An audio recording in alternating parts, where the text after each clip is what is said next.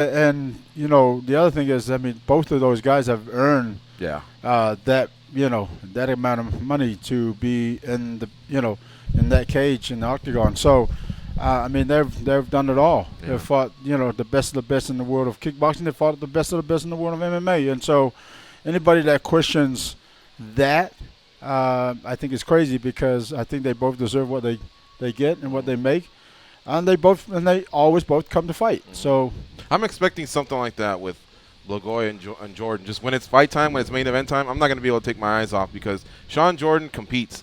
Whether he takes someone out or someone takes him out, I mean, he's out there. He's very athletic. He comes from a college football background. Right. Blagoy, long-time martial artist. It's going to be quite a collision. I think so. And the thing with Sean Jordan is he's very agile for a big guy. And, he had come, I think he did one, he came out and helped Roy a couple of camps ago. And, he's just a big, big man. I mean, I think, everybody says I have big legs. Sean Jordan had doubles the size of my legs. Yeah, he's a college fullback. So he had big to guy. really do the squats and deadlift champion versus Andre Harrison. We've covered Harrison for a long time. Undefeated fighter out of Long Island, and he's come up through – he's fought at Titan is where we mostly covered him. But this dude's undefeated. He's no joke. He's got wrestling skills as well. Palmer, we know, NC2A standout. Yeah, absolutely. I think this is going to be a real clash, because one is that Andre wants to be champion, and two, Lance Palmer wants to keep his title. They both are great wrestlers, and they're both hustlers. And I think you never know. You know what I mean? With guys like this, with Lance Palmer and Andre Harrison, with such explosiveness and skilled fighters, that fight could end anywhere. And so I'm really excited and looking forward to that one as well. Both out of good camps Right. as well. Lance Palmer, this guy, man, they say when it comes to the practice room, he's as intense as they get. He's as focused as they get, but yet he's also the party. I guess after the fight's over, he's just the funnest guy to hang out with. So an interesting fella. Yeah, no, Lance Palmer is a great guy. Even when I see him fight week, he's always smiling, and always ready to go. And that's the thing about Lance, is he's one of those fighters that when the bell rings, you bet your bottom dollar that guy's not going to run out of gas, and he's going to fight until the final bell, which is 5 rounds. But great person. You can just fight week, you still have a conversation with him. He's very cool. Where some guys, fight week, you're cutting weight, they're very stressed out. Right. Where Lance is, I feel like he's just got it all together. In pre-fight production, for example, for some of the other organizations like the UFC, a lot of times they won't really fill in the blank on where the other fighter comes from, other than to say maybe a regional champ or a champion in another league. How about you guys? Do you focus on the fact that Harrison's undefeated? Palmer will have quality opposition, and do you show like highlights of Titan, or do you try and tighten it up and just keep it to what you guys come up with and only focus on World Series of Fighting? Well, I mean, we focus on both guys, and obviously Lance Palmer being the champion and Andre Harrison the undefeated challenger.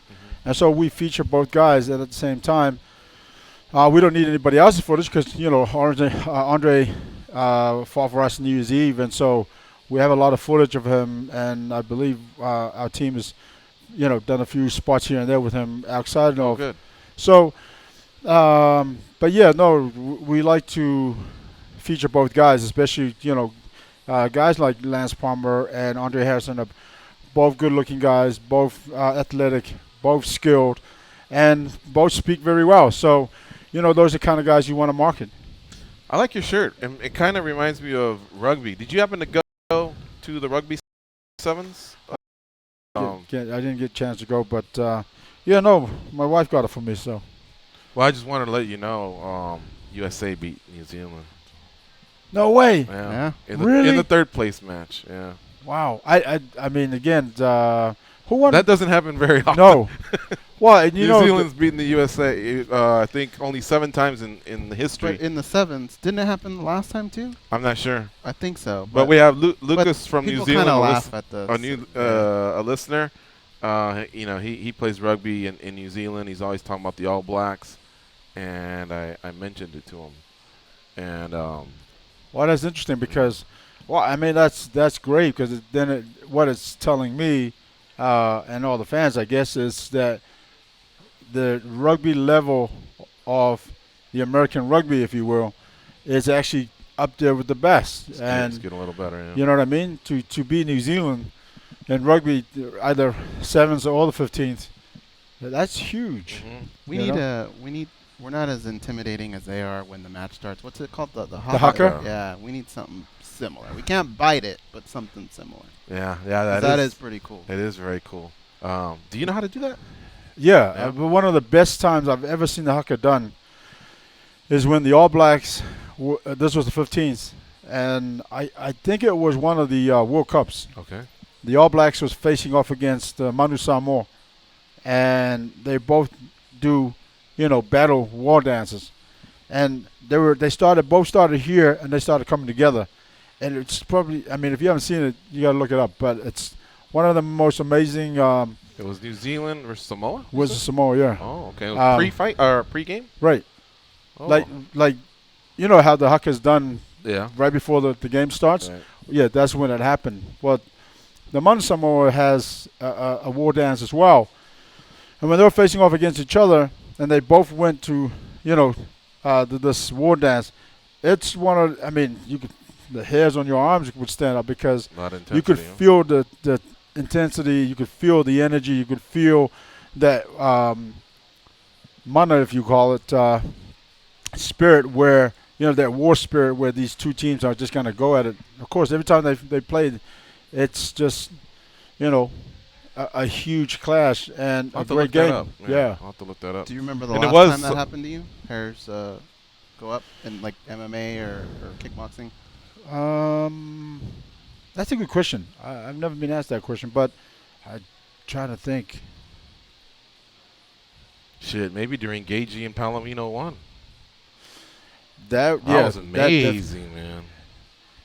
I don't know because I had expected that, so maybe that's why I didn't feel that. You know what I mean? I expected those guys to go at it, but yeah, it was a great fight. But I'm gonna have to get back to you on that one, Goes. My last. It's been a while. I mean, the last one I can remember was when Pride came to Las Vegas, and the opening ceremony. That's when it just everything clicked. That's a good one, yeah. I guess because you hear that voice and you go, "That's the voice." Our I lives always revolve watch on around TV. sports so much that I would say that my answer would probably have to do with a sporting event too, or something. Yeah. But yeah. So there is a third title fight, and welcome goes. Or how are you looking over there? Actually, it happened at the Spearmint Rhino 2 weeks ago. Oh yeah, when you're going to VIP room. Pretty much. You know what? Everything's actually working right now. All right, so we're good. So it's working, but they do need to come out and fix something. So it may go out. Who knows? But. All right, and the third title fight will be between Magomedov, but Bekbalat. Yeah. Against Donovan Freelo. He stepped up, man. I like that. Oh, he's a tough kid. We've covered him for a long time. Donovan Freelo is a beast. Yeah. And anyway, we're signing off. We're here at MMAjunkie Radio. What's up? No, Donovan Freelo is a beast. And when when I presented the opportunity, once Timur fell out, he's like, yeah, no, I want it. But he's fought at 135 and he's fought at 125 and he is comfortable at 125. That being said, for him, I don't think he'll be cutting weight for this one. Well, not much anyway, but he fought, I want to say, 3 weeks ago, and so he's still in great shape and ready to go. I'd seen Donovan Freelo fight a few times, and I was like, yeah, he's not bad. But when he fought, I can't remember the gentleman's name now. But anyway, when he fought for the title, that's when I saw the best of Donovan Frito. And I think Donovan Frito is the type of fighter that if you push him, he's going to continue to push back. Mm-hmm. And I think that's why, and that's going to make it a real exciting fight. This is for the vacant. Correct. 135, right? That's right. Bantamweight. Okay. Yeah. Well, can you share with the audience a little bit more about Mayweather-McGregor? He's a fight out of Russia that when he came to World Series, he was undefeated. I think he was 16-0 at the time. He lost that fight on I believe it was a split decision. In Garden Grove, California, was it? I think I remember the fight. could have been. Yeah, I think yeah, so, yeah. could have been. And then he's a tough guy, man. Right. Actually, no, it was here Okay. at Cosmopolitan Okay. here in Vegas.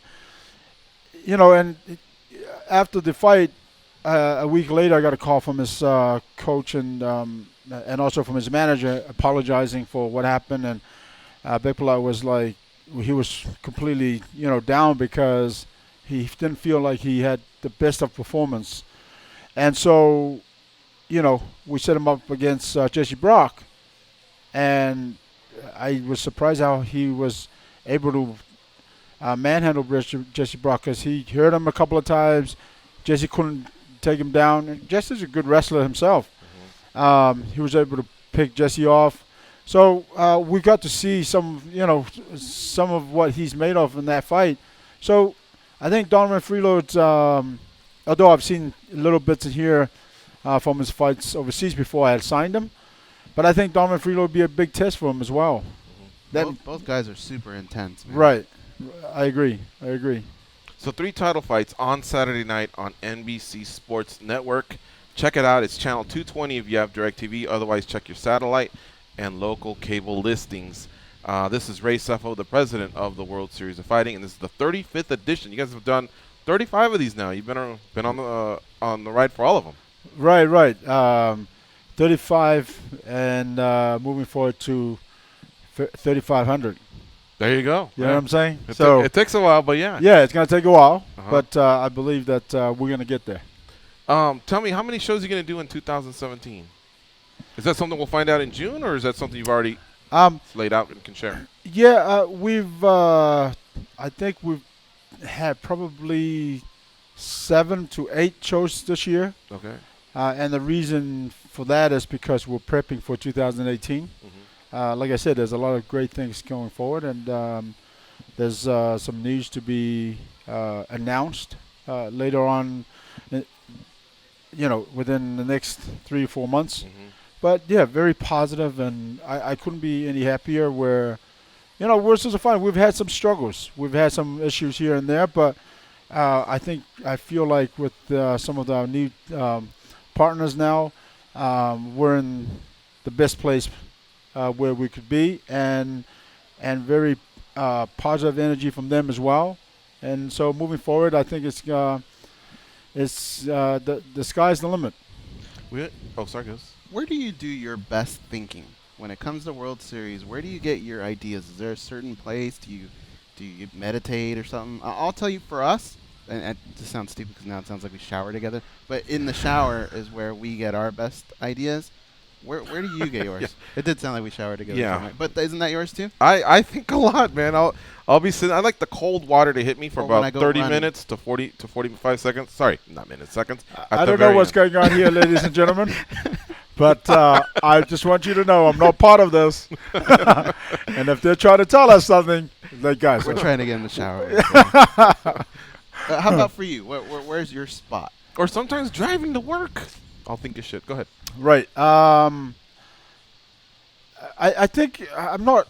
I do a lot of thinking in different places, but I think mainly when I'm laying in my bed playing games, and then something will click. Then I put my phone down, and then I'll get on my laptop, or I'll get on my phone and write ideas down, or write certain things down. But because I'm sure it's the same for you guys. For me, I'm always on the go from 7 a.m. or 8 a.m. till 7 p.m. And so the times that I find, and I have kids, and they're the love of my lives. But I find that I think when I'm in bed, laying down, getting for bed, playing games, it's a time that not only is it time for just for myself to relax, but also every now and then ideas will pop into my head, and then I put things down. And so I would have to say there, but a lot of it's done in the office as well. So I think it's a mixture of things. By the way, I do have the start times here. So the internet's back up at the Turning Stone Resort Casino in Verona, New York. Expect 3 title fights coming your way on the main card of World Series of Fighting 35, headlined by Blagoy Ivanov defending against Sean Jordan. We also have Lance Palmer defending his belt against Andre Harrison. And lastly, Donovan Freelo versus Bekbulat Magomedov for the vacant bantamweight title. It's an 11 p.m. Eastern start time, 8 p.m. Pacific start time, and of course the prelims are at 8 p.m. Eastern. Those feature one of my favorite fighters. I love Steven Seiler. He's so scrappy, and his fights are never boring. He'll be featured on those prelims. All right, so Ray, now the reason you're the reason you're presenting a vacant world title for 2 fighters to compete in is Marlon Moraes is, although we haven't heard him sign anywhere else, he's a free agent, but there was a parting of the ways. Is that officially tells us that you all decided not to resign, or maybe he decided not to resign with you guys? What can you expand on that? Well, I can't speak for Marlon, other than that Worcesters Fighting and everybody at Worcesters Fighting love Marlon because Marlon's a great guy. He's a great champion. But, he's a free agent right now. I believe there were a couple of offers on the table. Now, I don't know where that's gone, but obviously because there was nothing, up to this point, nothing's been announced.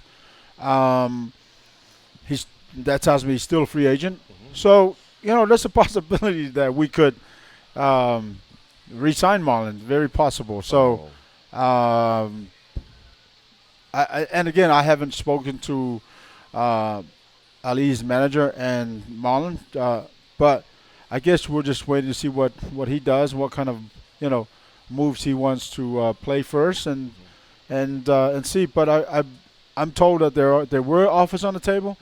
That he wasn't, including yourselves. Correct. Okay. And so I guess he's just figuring out which makes more sense. Mm-hmm. Now, is this what anybody would call a negotiation tactic? Like to say, from our end, the show goes on, Right. In terms of what? Offer the title? Yeah. To be honest, I wasn't gonna. I mean, by the time I realized. Especially looking at 2018, this title fight should have been kind of canceled. Mm-hmm. But I had already given my word to the 2 fighters that were supposed to fight for the title, Gotcha. Timur and Bekbulat. And by the time I think after, I want to say 2 weeks that it was announced and told to the fighters also, I realized that I should have waited. But because I had given my word to these guys, so we've just decided to move forward with the title. Well, that's refreshing. Some honesty there. Hey, you kept your word. Yeah. And I've seen this in combat sports where if a champion has a, let's call it a contract holdout or a situation that hasn't been resolved, the promotion still goes on with their plans, and then eventually they can circle back and right. The former champ can have a chance at his title. What were you going to say, Gus? Well, I was going to ask you, negotiating with Ali, that's like your brother. And right. And I try and play it out in my head, and I would think, you probably already know what he's thinking, and he probably already knows what you're thinking. So does that make it almost easier, or does it make it more difficult because you know what each other's thinking? I think, listen, Ali's my brother, and I love him to death. He's a great guy. But there are times where he can be difficult. And I get it because, he's where he's at, and he's got to look out for the best interests of his fighters. But for me, it's I sit on both sides of being a fighter and being a promoter. So I got to do what's right for the fighter, but it also has to be fair and right for the company. And so there are times where we'll sit down, and he'll say something, I'll say something, and then he'll say, what about this? And I'll go, okay, what about this? Done. And then there are times where we go back and forth, and then it becomes a headache a little bit. Because, and maybe partly is because we do know each other well. And, But eventually we get down to it and make and finalize the deal, and that is fair for the fighter as well as the companies. But yeah, no, there are times, like I said, there are times where it's great and we just go this, that, and done, and then there are times where we kind of go back and forth, and then eventually I will kind of put my foot down, and he'll put his foot down, and we'll go, okay, then we'll meet halfway, and then it's done. What I love about them, though, is they're never in bad moods. So you could tell, even on the toughest of days, they just put it aside and they're still brothers. That's what it appears. Are you okay? Yeah. Are you okay on time? I'm okay on time. Yeah. I'll tell you what. I just have a few more questions, but I'm enjoying talking here. Let's take this commercial. We gotta take a quick commercial. You're listening to MMA Junkie Radio on Sirius XM Rush 93. Don't forget, it's World Series of Fighting 35 on Saturday. And since the UFC is going really early on Saturday, there is no conflict. You got fights in the morning, college football throughout, or excuse me, college basketball throughout the weekend because of the March Madness, and then you can end it up with some fights starting at 11 p.m. Eastern Time, 8 p.m. Pacific. World Series of Fighting 35, Evenoff versus Jordan. We'll be right back. Earl puts the ass in assassin, puts the pieces of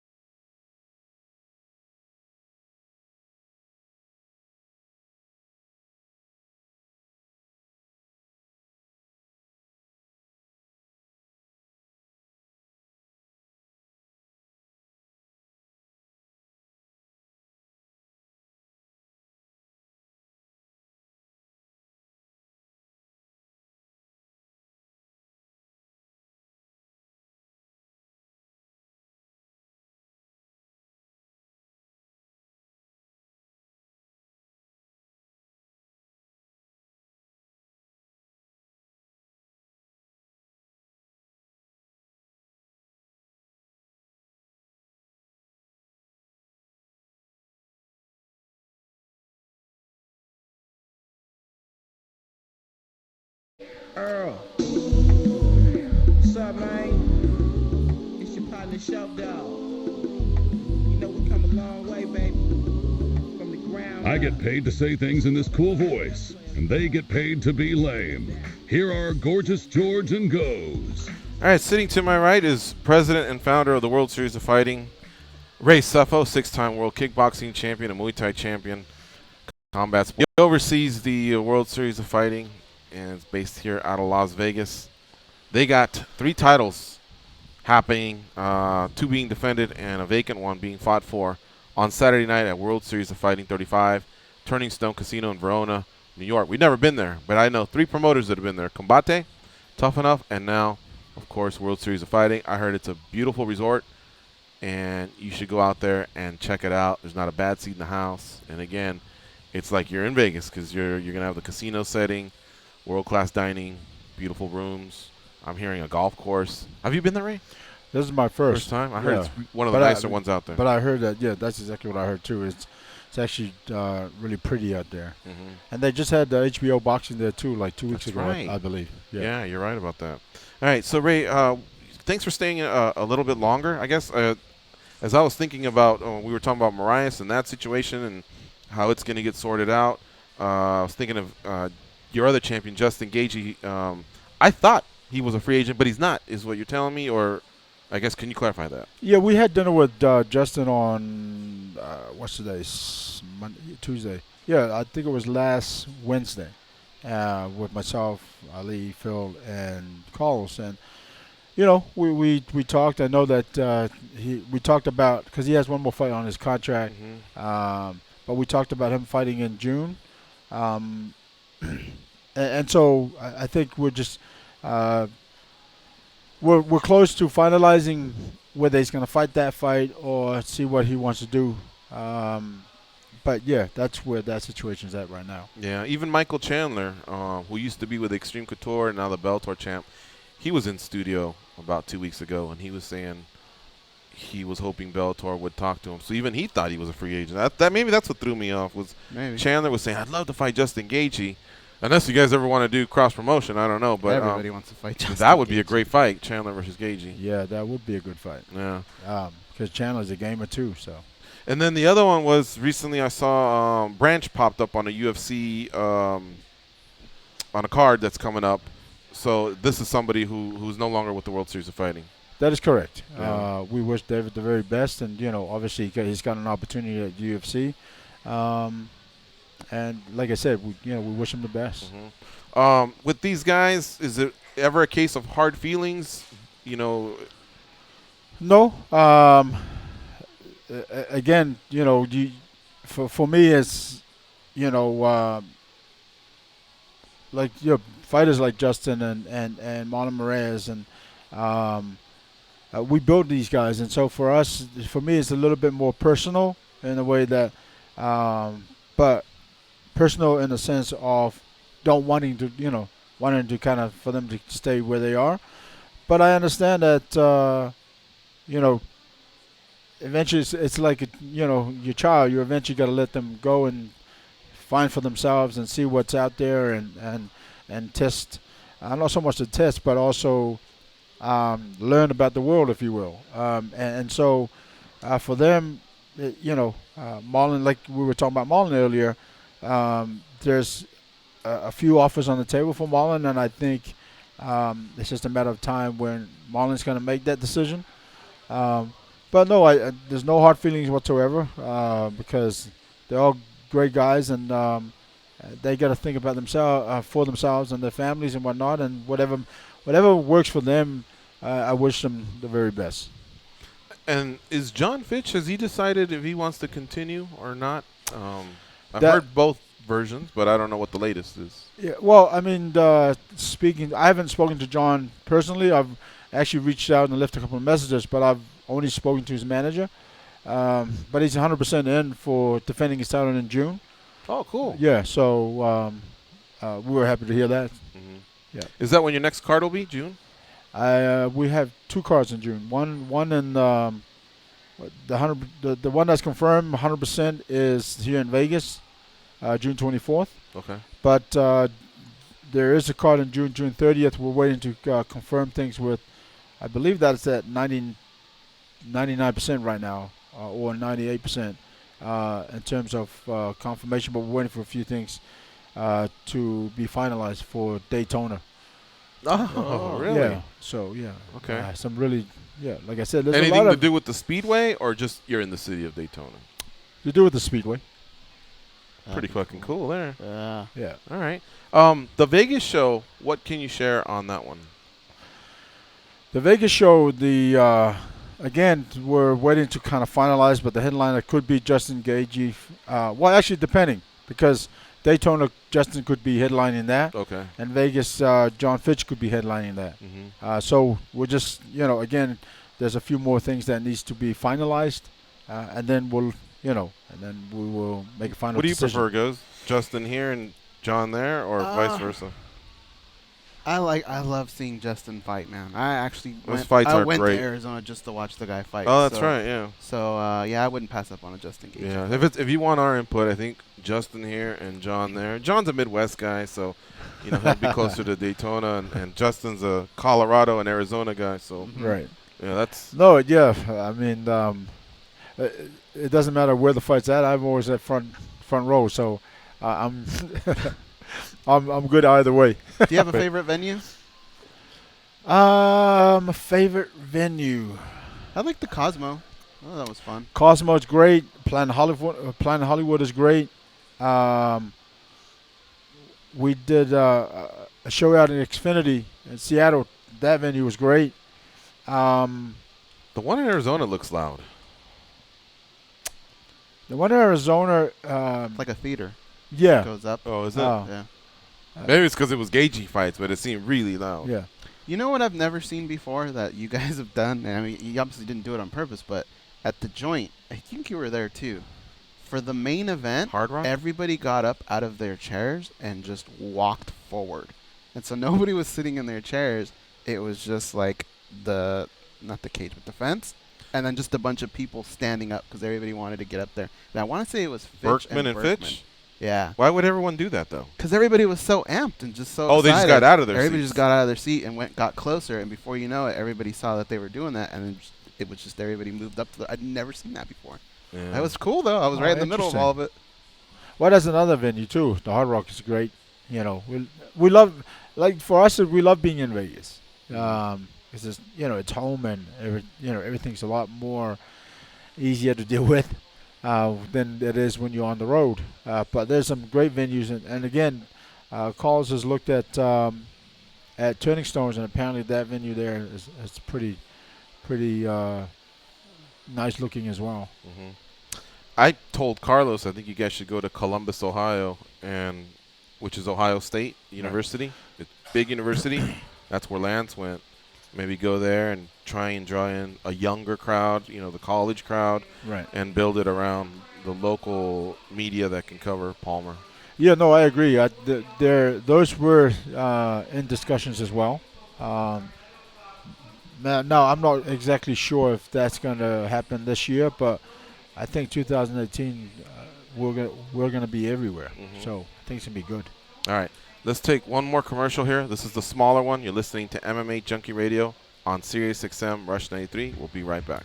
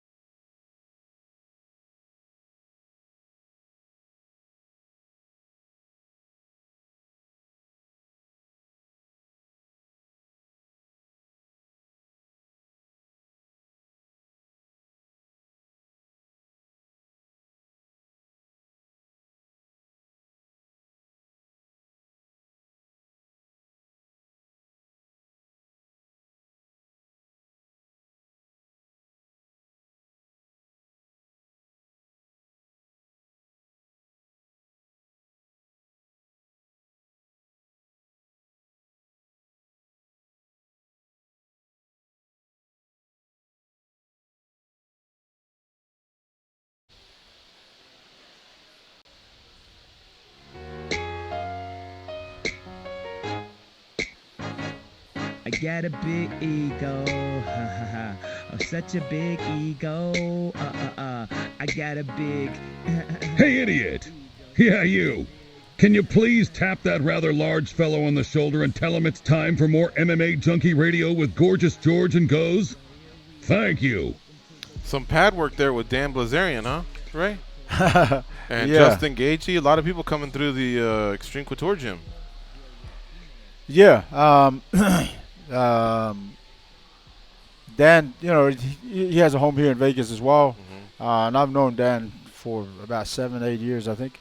You hold pads. He teaches you poker Yeah, well, secrets. the first 8 months, 7 years ago, I coached Dan for, about 8 months straight. Uh-huh. And then he moved to Cali for a little while. And then he's just bouncing back and forth. And that day he called and asked, because he and a couple of other friends of his, he had a group of people there. Yeah. So he called myself and Eric if we could go in and coach him for that day, that couple of hours or hour or so. So we did. Did he teach you any poker secrets in return? I don't want to learn any secrets. No. You don't like poker? No, I don't gamble at all. No gambling. No. At all? No, not at all. But when I say that, for example, I think the last time I kind of said I like the game blackjack. Yeah. But I put down $100 and I win 300 and then I walk off the table. Or if I lose that 100, I'm gone. So I kind of. But the last time I did that was probably 8-10 years ago. But next year, if USA plays the All Blacks in rugby, and we bet Chipotle, you'll bet like that?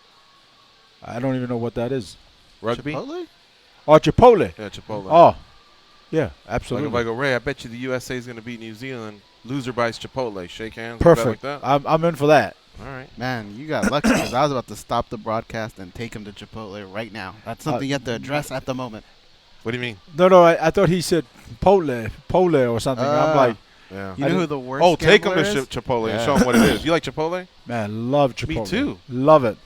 When I used to be in camp in Denver, that's what myself and the team would eat every day was Chipotle. You want to hear how the secret order is? What? How to really get a big bowl? Go Okay. ahead, Ghost. All right, here's what you do.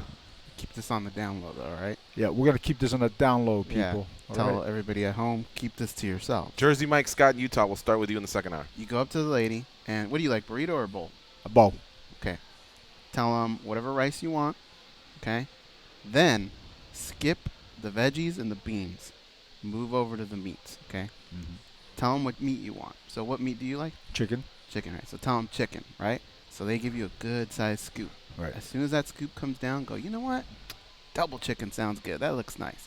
That way, because if you tell them double from the beginning, they give you 2 small scoops. Right, to make it look like Yeah. it did, But the first one, they give you a scoop and then maybe a couple more. And now when you say double, they have to match They that. have to Whereas match. if you would have said it at the very beginning, they just go, okay. And they just kind of They're give you real lazy. 3/4 of 2 spoons. That's just smart. there you go, That's smart. So here, now once they give you the double chicken, then you go back to the man, those veggies and beans really look good because they don't want to overflow the thing. right. So then you go back, and now they got to give you, because there's tons of room. So now they got to give it back. And they say every scoop is an extra It's like charge. $1.50 or so. Right, so that's no problem. But you can ask for as much beans and rice as you want. So you can always go back and then start filling in. Wow. Well, you heard it first time here, ladies and gentlemen. That's how you At do it. MMA Junkie, how to get a bigger bowl. Now, I always get a bigger bowl anyway. Uh-huh. I don't know how. If I do that, it's gonna overflow. All right, so the next time USA and New Zealand play, Chipotle. Yep, Chipotle it is. I'm All in right, for that. Cool. Now, this Saturday, it's World Series of Fighting 35, 3 world titles. We got about a minute left, Ray. Is there anything else you want to say? We'll promote this during the week. We got Lance Palmer coming up at 11:20 a.m. Pacific. But is there anything that we left out that you want to address here? No, just thank you to all the fans, and if you haven't got your tickets, get your tickets, because I believe there's still a couple of tickets left. So come out and meet us and meet some of the fighters and party with us out in Verona, New York, There you at Turning go. Stones. You can follow Ray on Twitter at Sugar Ray Sefo. Like I said, we will have Lance Palmer on the second hour of the show. We'll also take your calls. Everything's back up and running. Jersey Mike, Scott, and Utah will start off with you two, and we'll also have a pre-record of an interview we did with Wilson Hayes just before the show started. He fights Demetrius Johnson at UFC on Fox 24. So give us a few minutes. We'll be right back. You're listening to MMA Junkie Radio on SiriusXM, Rush 93. Peace. Bye.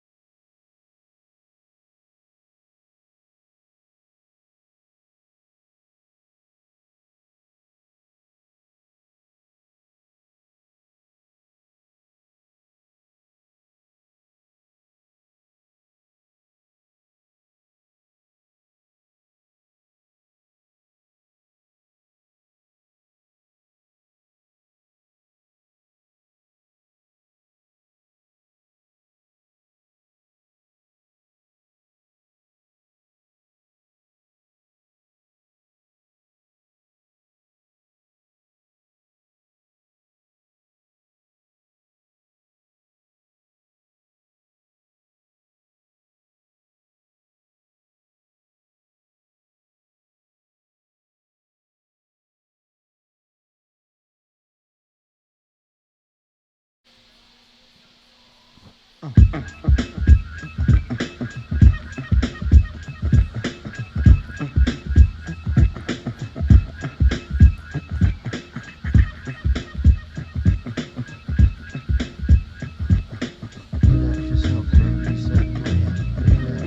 know that scene in Star Wars where Darth Vader tells Luke he's his father? What if I walked in right after with my voice and was like, I'm your Uncle Walter. Can I get a lift home? That'd be crazy, right? Anyway, here George and goes. Thank you to Ray Sefo for his time, stopping by the studio. It was only scheduled to be 30 minutes. We wanted to promote the card, and I knew he had a flight to get out of here. I just didn't know it was so soon. So he stuck around an extra 30 minutes when we started talking a little bit of free agency. It's fun to talk to, huh? He is, yeah. We talked a little bit of rugby, and but yeah, this weekend, this Saturday to be exact, and it doesn't overlap with the UFC because the UFC is in London, and let me see, I have the times now for everything. Of course, I can always resource this by going to the MMAjunkie rumors section. A tab at the top, if you hit that, it'll give you all the pertinent information for anything that's coming up. That's what rumors is. Events is going in the past, anything that took place already, and you want to look at results. Maybe you spaced it on who won a particular fight or how they won it. We have that for you. So anyway, looking at the rumors tab, the fights start on Fight Pass at 1:30 p.m. Eastern Time. That's 10:30 a.m. Pacific. And you heard me quote earlier that the World Series of Fighting, they don't get going till 8 p.m. Eastern Time. Do I got that right? The prelims are on, 8 p.m. Eastern Time, 5 Pacific. So when they're starting, the UFC will have just ended. And then, of course, if you have the 3 TV setup, you can flank that with some college hoops because it's March Madness for crying out loud. So it's going to be a fun weekend of fights and ball and some college hoops. I'm digging it. I want to welcome The Rock in studio. He's over there sitting to the left. Let's take these calls. They've been waiting for a while. Thank you for your patience, Jersey Mike and Scott from Utah. We were down a little bit with internet. Now we're back up and running, and we're trying not to touch anything. Hopefully we can just coast off here into the sunset until we address it. When is Cox Cable coming, Goes? Between 10 and noon. Today? Yeah, today's been a disaster because now that might screw up my workout. Uh-oh. Jersey Mike, what's up, man? Hey, not too much. Is it Ray Sefo's fault that I was on hold for so long? Is he going to be playing in this flag football game? I'm going to have to take it out on him. He, I think, will at least make an appearance. I don't know how. He says I got to start running some wind sprints, is what he said. But, you know. Showtime bought some cleats yesterday. Did he really? Around. Oh, Showtime used to play college ball. All right, finally we have some legitimacy. Micah, too. I think he used to play ball. Did he really? Yeah, we have some players, George. Do we? Yeah. Oh, okay. I thought I was going to have to carry the team. All right. What's up? How you doing, Jersey Mike? I'm all right. Hey, let me interrupt you for a second. So if anybody's playing, you should bring your cleats on the trip, now that I think about it. I'm not gonna wear cleats, Absolutely. Yeah, because I'll tell you why it goes. Not just to be serious Joe or anything. Yeah, you can maybe hurt yourself if you just slip. So that's when tendons and ligaments can tear if you just don't, let's say you come to a stop and then all of a sudden you're doing the splits. That's going to hurt. So cleats is not a bad idea. Big Five, if that chain's still around, you can get some for cheap. Kind of like, I use the ones, toss them. But if you're in a softball league or do other stuff, then, I'm sure you either have some or it's not the end of the world to spend a little extra. Sorry, Jersey Mike, continue. That's all right. Hey, do you guys know if Lance Palmer's in Sacramento or if he's in Denver? What's the deal with that? He's in Sacktown. All right. I just wanted to touch on, I saw Dana White had said yesterday, I think, that the Mayweather-McGregor thing, it is not even close. And anytime he says something, I usually take it as the exact opposite. So I do think that the fight's going to happen, unfortunately. I was just wondering what you guys thought would look like on that card. Is it going to be like a UFC numbered event?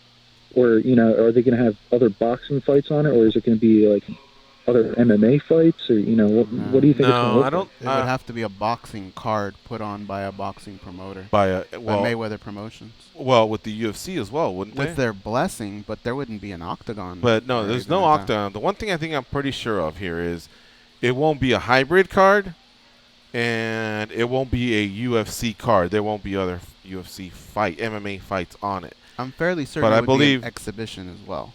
Yeah, but I believe that it can either be UFC presents boxing or UFC in conjunction with Mayweather, or Mayweather in conjunction with the UFC. But somehow the UFC, I think, is going to be involved as a promoter if it happens. They have to get their stake. I know that. But only by name. I mean, you're not going to see a cage. I don't think you're going to see any MMA fights or anything like that. No, exactly. And then if it's just a boxing event, it's a boxing event. But when they write out some checks, the UFC, I believe, will get something because they'll help promote it, and they're just in the business of making money for sure. Yeah, but are they making money, though? Because their biggest superstar is going to get such a big payday that I don't think they're ever going to see him again. Well, I've heard that too, and it's a possibility, but I've seen enough Conor McGregor interviews. We've done 5 with him. It's been a while, but we've done 5 with him, and I've seen many others. And if you just focus on his eyes and listen to what he says, he loves fighting, and he definitely loves money, but he is driven by competition.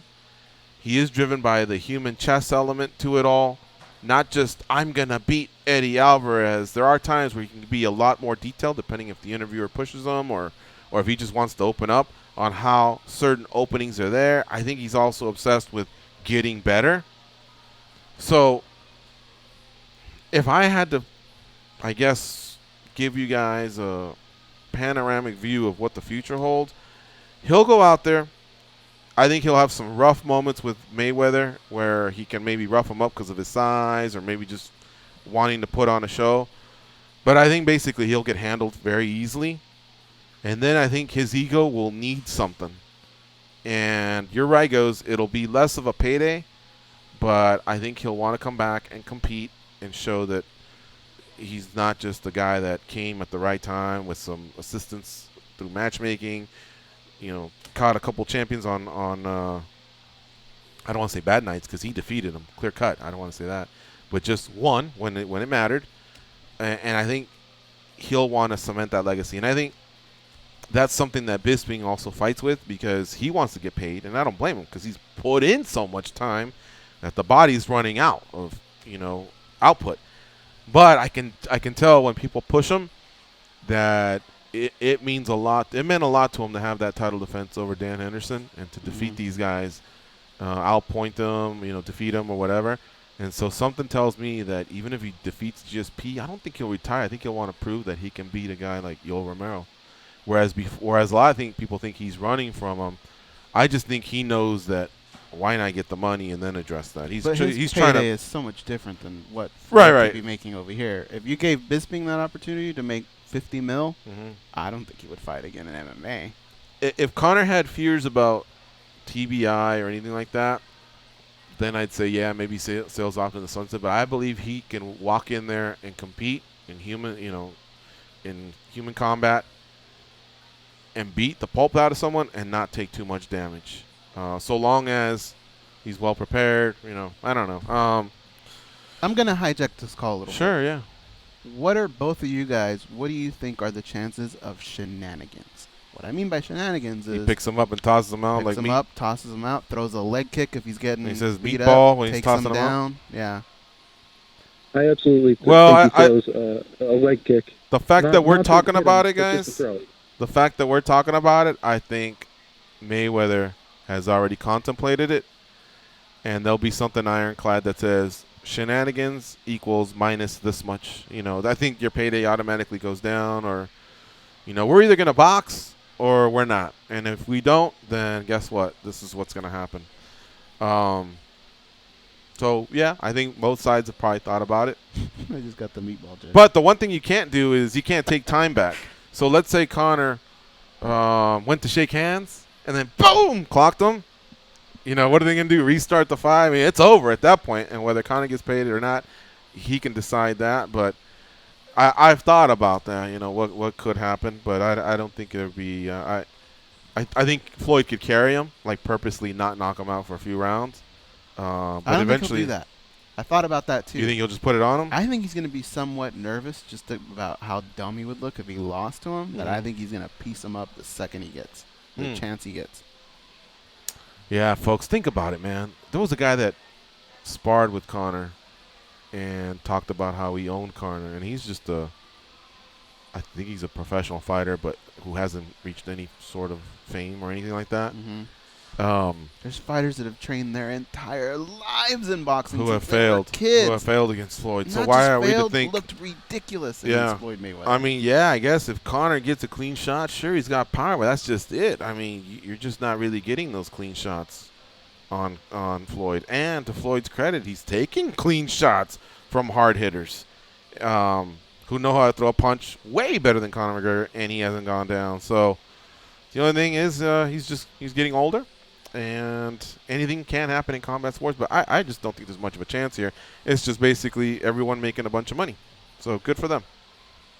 Great call, Jersey Mike. Yeah, I think if Conor makes it look competitive for even 1 second, if he lands one decent punch, then the opportunity for him to have another big payday on a Diaz Part 3, it's going to make a lot of money, and I don't think that he would be able to walk away because he is driven, he's competitive, and there will be more money involved. And I'll talk to you guys later. All right, we'll see you. One break that I believe he caught was Khabib not making weight. Because now the pressure is off him having to defend. Because just A, Khabib could have won the fight, and then he'd have to be that much closer to defending against them. And B, there is no B. That's it. Just A. Just A. Well, yeah, I About think. I mean, I think he's more comfortable facing Ferguson than Khabib. Not to take anything away from Ferguson. Ferguson's more well-rounded, but Khabib is so centered on wrestling and ground and pound, which is quite the opposite of what Conor's the best at. He's gotten better at stopping the takedown and getting up from a takedown, but Khabib's like kind of on another level. Now, Ferguson's good at all that, but Ferguson he doesn't get takedowns like Khabib does. All right, one more call here. Scott in Utah. What's up, Scott? Hey, what's up, boys? What's up, man? Hey, I just I don't know if anybody mentioned Kevin Lee yesterday, but I got to give it up to him this past weekend, man. He was that first round for him looked rough, man. He got tagged in the head. He took a body shot. He crumpled over. They came back that second round and showed heart and choked the guy out. I mean, I don't know if anybody mentioned it or not, but you guys see that? That's the second time that he's taken a body shot too, right? That really hurt him. I can't remember who did it to him. Jake Matthews, was it? Or was it the Russian guy? I know it wasn't the last fight. I think it was the one before. And you're right, man. I mean, he does take some shots that kind of hurt him. But you can't argue with the fact that he finds a way to battle back and get that victory. It's so key, doing it on the road like that and everything. I mean, that kid's got to be on cloud nine. And if you look at the way the UFC promoted the fight, the interviews, stuff like that, it seems like he's starting to get a little bit more of a push than he had in the past. Part of it is because he's performing, but the other part, the other part is the fact that the following. Sorry, one of the people here at Mandalay Bay just came to the door. And the other part is he made the push himself, you know. I tried to early on we addressed it, but I didn't want everyone to think that we're just the biggest Kevin Lee homers because they'd be right. But so I figured, you know what, we talked about it and then we moved on from it. And I probably drove people nuts over the weekend because I posted on social media about it a few times. I'm just a Kevin Lee fan, so I was very happy for him. I was very nervous. He took some damage. But he came through, so I'm really, really stoked with the kid. It's difficult not to be a homer, though, because some of these fighters, I mean, we talked to them before a lot, like Daniel Cormier, King Mo, those are guys that we talked about when you could say those names and people wouldn't even know who you're talking about. And so to see them develop in front of your eyes, I mean, it's hard not to have an attachment. And here's the thing about all of them. They all take it to another level, too, man. Like King Mo showing up on his own, DC showing up with Popeyes at one time. Showing up at our viewing party. And Kevin Lee, we didn't even want to bug him, Scott. We said, hey, Kevin, how about a quick phoner? Because you're leaving for Brazil soon. Let's just, we'll do something, quick catch up. He goes, no, I want to come in studio. So that means he loves our show, and he loves the format of the show, which is talking to you all. Love him or hate him, he'll take it. So that's pretty cool, man, when someone goes out of their way like that, especially when others are so hard to track down. Yeah. And he was last week. You guys mentioned who changed your mind after appearing on your show over a couple times or more. You didn't like it first, but then when he appeared on your show, you started to have a different opinion on him. That was Kevin Lee for me. When I first heard him, he was making comments about Sage Northcutt, and I didn't like him. Mm-hmm. But over time, when I've heard him on your show, I grew to like him more. So yeah, there you go. I just wanted to give it up to him for the show he put on this weekend. All right, thanks for the call, Scott. Take care. All right, guys. See ya. All right, folks, let's take this commercial here because we have Lance Palmer coming up. We'll talk to him for a bit, and we'll also play a Wilson Reis pre-record that we did earlier this morning because the practice they have down in San Diego is one of the tougher ones. It actually matches up right with our show, so we have to accommodate from time to time. And thanks to Sam for doing that, and Goes and Wilson himself. So anyway, you're listening to MMA Junkie Radio on Sirius XM Rush 93. We'll be right back, and we'll be talking to the World Series of Fighting featherweight champion Lance Palmer.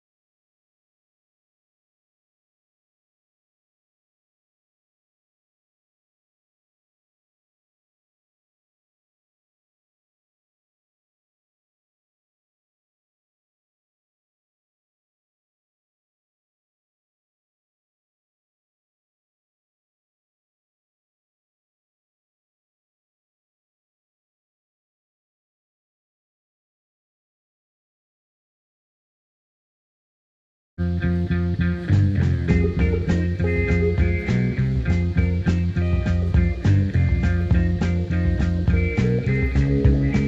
get paid to say things in this cool voice, and they get paid to be lame. Here are Gorgeous George and Goes. All right, on Saturday, World Series of Fighting 35. Coming your way at 11 p.m. Eastern Time, 8 p.m. Pacific. 3 title fights, 1 vacant in the bantamweight division. You heard from President Ray Sefo, who was here a few minutes ago, that although a new champion will be crowned, they're not out of the running for re-signing Marlon Moraes, who has been rumored to be possibly heading to the UFC, as he is a free agent, but he's not signed anywhere. So that's a vacant title. The next 2 guys will defend their titles. One of them is our guest, and that's Lance Palmer. He'll be on in about 15 seconds. He'll be defending versus Andre Harrison, former Titan featherweight champion, undefeated fighter, fellow wrestler like Lance. And then the other one is Blagoy Ivanov in the main event, defending his heavyweight title against Sean Jordan. Joining us now is the party, Lance Palmer. What's up, Lance? How you doing? Good, man. How you guys doing? Good. Welcome back to MMA Junkie Radio. You're on with George and Goes. It's always a pleasure. And this Saturday, it's time to do the thing again. You know what I mean? The weight cut, the media. Actually, I should say it's really a week-long thing. But the media, the weight cut, and then that walk. What's that walk like after it's all done and you're heading towards the cage? Is that an intense moment for you or a fun moment for you? For me, most of the venues that we're in with World Series, it's a short walk, so it's not really much of a crazy thing like you would see, like when I corner my teammates in the UFC or anything like that. Those walks are so damn long, and they always hold them for TV and all that stuff. Half the time our walks are quick, and they get us in there because the walk isn't on TV. So it's not really anything that I like or dislike. I don't really. It's more of a blur. I don't really even have time to think about it to walk in there. But it is, as you get closer to the cage, and once you step in that cage, you're like, in your head, you're like, yeah, it's time to do this. Let's get it going. But after 7.5 months or whatever it's been since my last fight, I've been itching to get back in the cage, and it's the week is finally upon us, so I'm excited about it. Mm-hmm. Can you even hear your coaches or the fans once you guys get locked inside and it's just you, the announcer, the referee, and your opponent? Can you even hear when they're reminding you of stuff?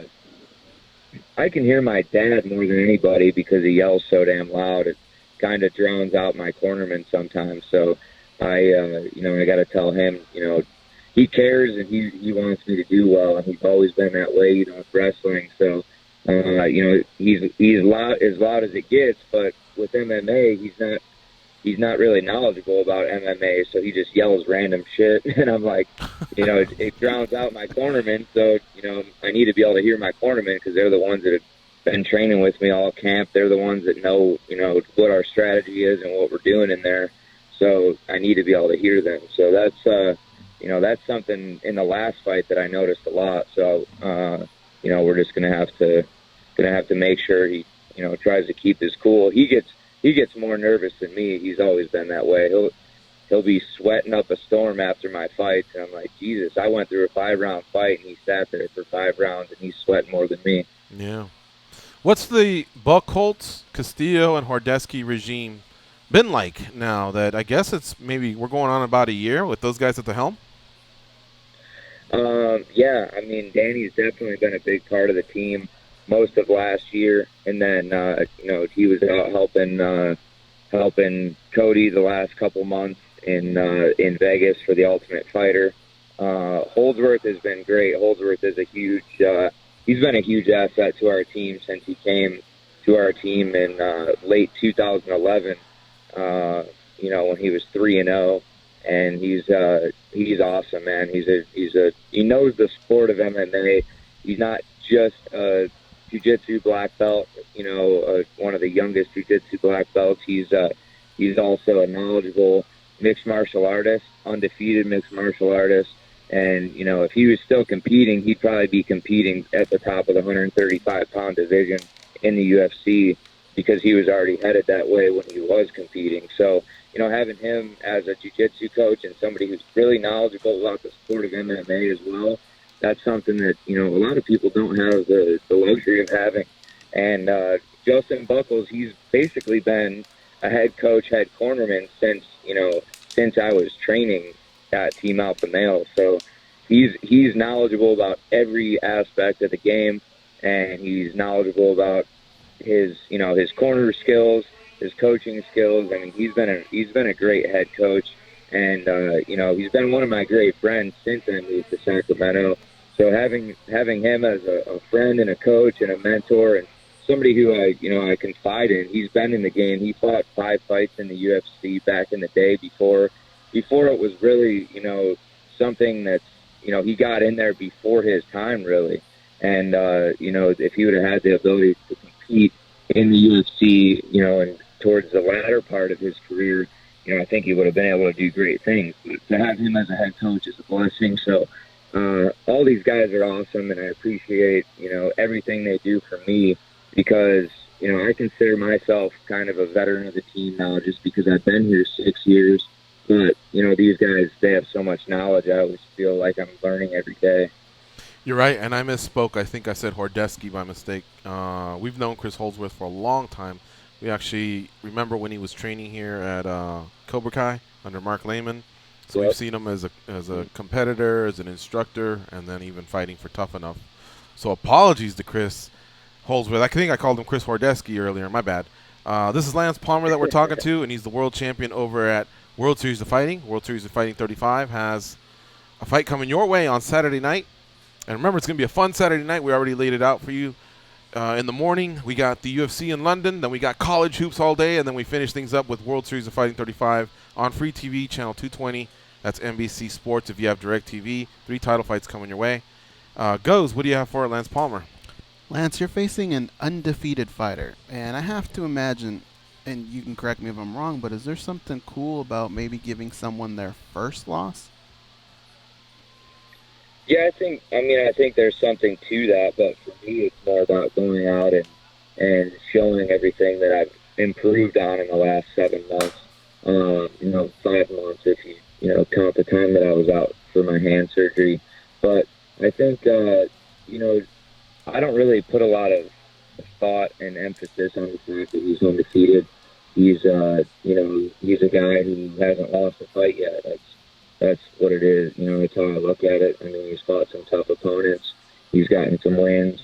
But, when it comes down to it, everybody's undefeated at some point in their career, and nobody ever thinks they're going to lose a fight. So, after that first loss, you have to go out and reevaluate. So, after Saturday, he's going to have to reevaluate and, kind of refocus himself. But, coming into the fight, yeah, I'm sure he's confident. He's 15-0. He's got a great record. All that good stuff. But when I was 7-1, right after I had my first loss, I fought a guy who was 7 or 8-0, and he didn't think he was going to lose either. He was super cocky going into the weigh-ins and going into the fight, into the interviews, all that stuff. And even after I submitted him in the first round, he had a lot to say on Twitter and everything. So there's something to be said about being undefeated, but it's the way you carry yourself, and it's the confidence that you have. It doesn't matter whether I don't think I lost one of the fights that are blemishes on my record, but it's there, and that's the way it is. You got to deal with it. So it doesn't define you as a fighter to lose, and I have a lot of respect for him, but this is my belt and this is my career, so he's going to have to take that loss eventually. Why not be Saturday? Lance, I think you're about 13 fights in now on your career. Do you believe you've even entered your prime yet? Because to me, you just still seem like you're a young fighter with tons of room for improvement. It seems like you're getting better with every fight. Yeah, I definitely have a lot of room to improve. I've learned so much in the last 6 years, and it's just going out and actually performing, putting those fights together. And I think I've said this, I may have said this before, but when it comes to fighting in World Series, you're fighting high-level, world-class guys, and the only difference is they're not promoted. They're not guys who are, they're like, oh, this guy, he's this, he's that. They're people that nobody really knows about, and that's the hardest thing you can do going into a fight. And me defending these titles and fighting Almeida for 2 fights and Chris Oladecki before that, and winning the belt against Rick Glenn, who's in the UFC now doing well. All these guys, people don't, the average MMA fan knows nothing about these guys. And that's what's hard is, they're like, oh, you fought these guys, whatever, you've had tough fights. It's like, yeah, these guys are high-level, world-class athletes that people just don't know about because, that big UFC machine isn't behind them, pumping them up.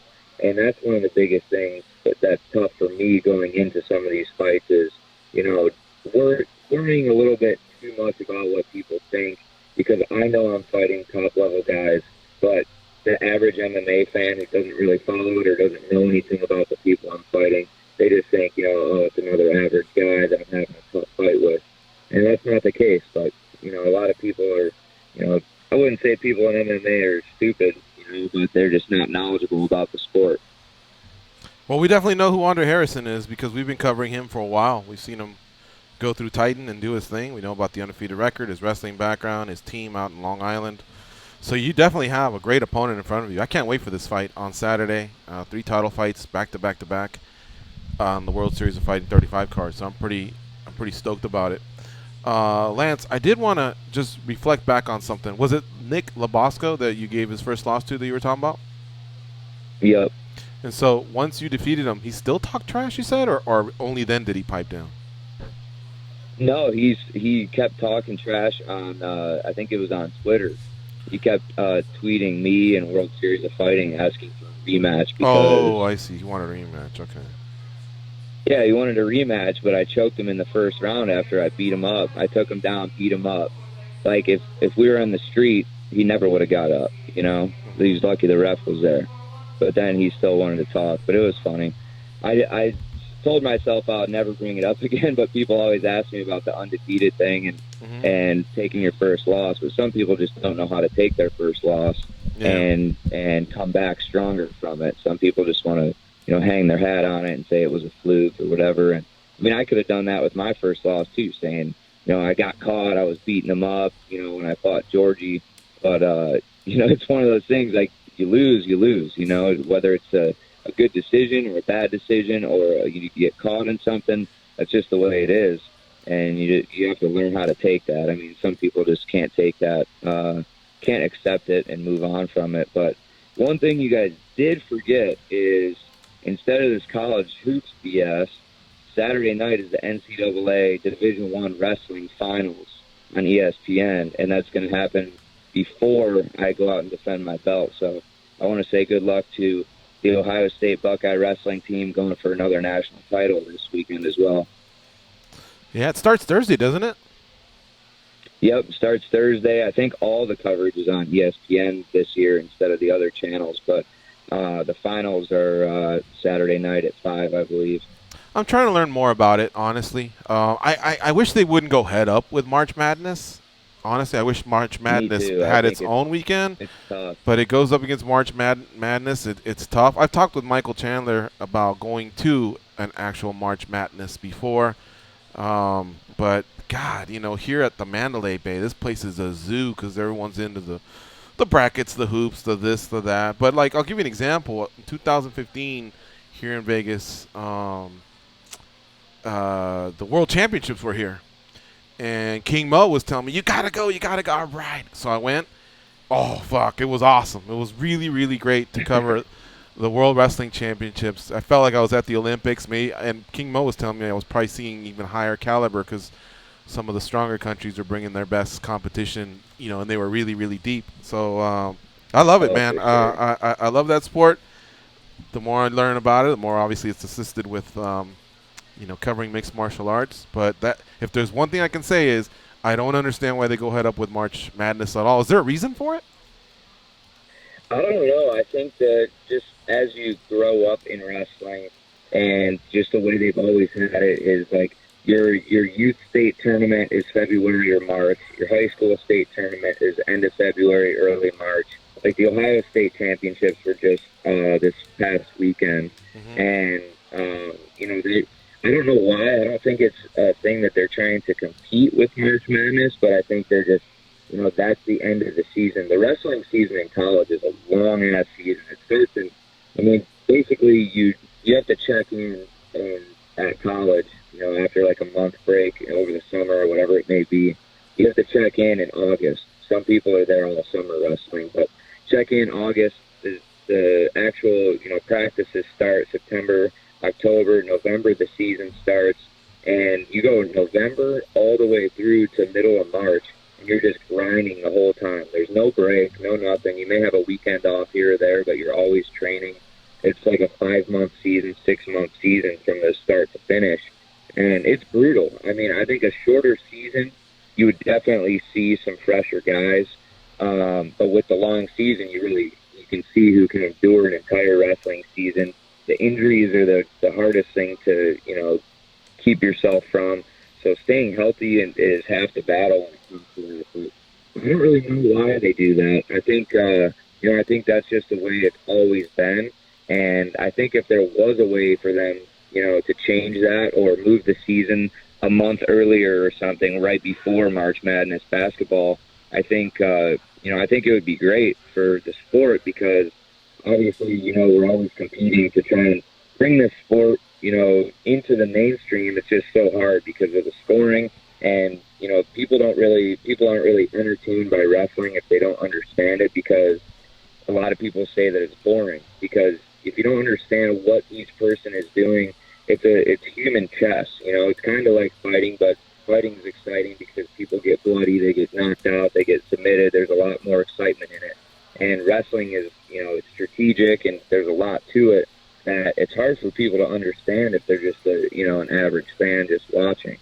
So I think that has something to do with it too is, I think if they brought that a month sooner, I think it would bring a lot more fans to the sport, but you never know. Have you ever been able to go back to Ohio State with anything you've learned in MMA as far as weight cutting? Now, I know you're going to tell me, hey, look, they probably have it dialed in as well, but I've heard from a lot of fighters that have come from wrestling backgrounds that'll just say, man, in college, we just lost it. We just lost weight. That's it, whether it was a sauna or they had their own methods. And then they started working with world-class nutritionists, strength and conditioning coaches or whatever, and they felt like their body wasn't going through, I guess, the rigors of the weight cuts that they were used to in college and high school. So, again, have you, with anything you've learned in MMA, ever been able to go back there and share wisdom and knowledge in that regard? Well, actually, for me, my thing in high school and college was I barely ever cut any weight. In college, I was cutting, my freshman year of college, I weighed 152, and I cut to 149. And it was like, I would get on the treadmill, lose a couple pounds, make weight, and I'd be fine. Gotcha. And so I never had to cut weight. My diet was always dialed in, but that's as big as I was. And then my senior year of college, I cut about 8 pounds every week.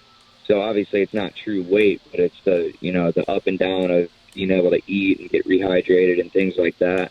So I never had big weight cuts in college. I cut, at the most 10 pounds during the season my senior year. And for me, it wasn't hard because I was always dialed in and you have to make weight the very next week. So you really don't have time to get yourself that big to be able to not make weight unless you're cutting, 20 pounds or whatever it is every week. And then I would understand you'd have to, be on a diet plan. But I kept myself within 10 pounds my entire career of wrestling. And so it was actually a big adjustment for me now to make this weight class, every 6 or 7 or 8 months because I have so much time in between fights that my body does put on mass. I do my strength and conditioning, I can put on muscle pretty quickly, and that's just the way that my body's always been. And being able to bring that down is something that I've actually learned more of, is gradually bringing it a little down so I don't have to struggle as much on weigh-in day. Mm-hmm. But for me, the weigh-in is always tough. The weight cut and the weigh-in, that's always the hardest part of my fight. That's crazy, man, what you guys do. All right. Well, yeah, it's brutal. Well, listen, we'll be tuning in on Saturday. Title defenses, those are so much fun for the world champions once they get the titles to get in there and hold on to what's theirs, because they recall that hunger that one had as a challenger, and that's what the other guy has, what you want. So it's going to be a fun chess match between you and Andre Harrison. We look forward to it. Yeah, it's going to be awesome, man. I hope everybody tunes in. This is a great fight. This is a fight that I'm excited for. A great opponent, a worthy opponent, somebody that can bring out the best in me. So that's what I'm looking forward to this Saturday. Thanks for the time as always, Lance. Safe travels to Verona, New York, and good luck on Saturday night. Thanks a lot, guys. Hopefully I don't get stuck in the snowstorm. No, you won't. Everything will be all right. Stay positive. Take care, brother. Awesome. Thanks, guys. I see it.